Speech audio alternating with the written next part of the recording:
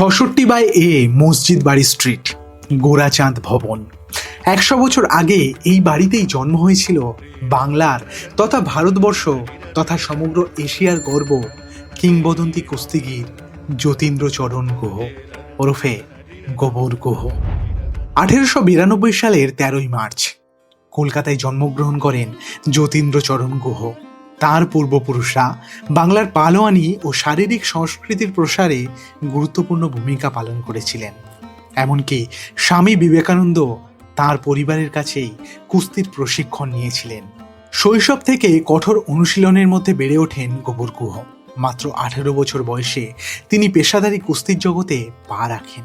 1910 সালে ইউরোপ সফরে গিয়ে তিনি ইংল্যান্ড, ইটালি, সুইজারল্যান্ডে একের পর এক প্রতিযোগিতায় অংশ নেন।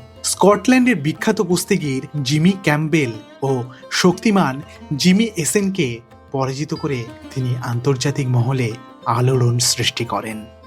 প্রথম বিশ্বযুদ্ধের পর 1920 সাল থেকে 1926 সালের মধ্যে ইউরোপ ও আমেরিকায় একের পর এক ঐতিহাসিক জয় অর্জন করেন গোবর গুহ।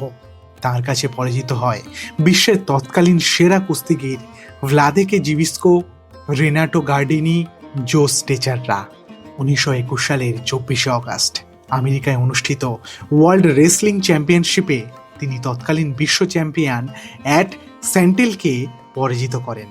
এই জয়ের মাধ্যমে গোবর গুহ হয়ে ওঠেন যুক্তরাষ্ট্রের বিশ্ব কুস্তি চ্যাম্পিয়নশিপে জয়ী প্রথম এশীয়। এটি শুধু তার ব্যক্তিগত সাফল্য ছিল না, বরং সমগ্র ভারত ও এশিয়ার জন্য ছিল এক ঐতিহাসিক গৌরবের মুহূর্ত। গোবর গুহ ভারতীয় কুস্তির নিজস্ব কৌশলকে আধুনিক ক্যাচ অ্যাস ক্যাচ ক্যান এবং গ্রেকো রোমান রেসলিংয়ের সঙ্গে মিশিয়ে এক নতুন ধারা তৈরি করেছিলেন। তার উদ্ভাবিত বিভিন্ন কৌশল পরবর্তীকালে ভারতীয় কুস্তির অবিচ্ছেদ্য অংশ হয়ে ওঠে। 1944 সালে তিনি কুস্তি জীবন থেকে অবসর নেন। তার সম্মানে কলকাতায় একটি রাস্তার নাম রাখা হয় গোবর গুহ সরণি এবং আজাদ হিন্দ বাগে স্থাপন করা হয় তাঁর মূর্তি।